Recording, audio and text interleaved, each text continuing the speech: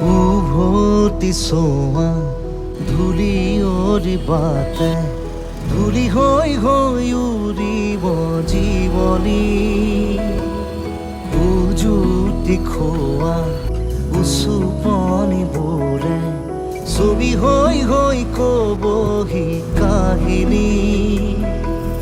সময়ৰে সুতি সুততে সুহুৰি সুৰুঙাৰে সৰকি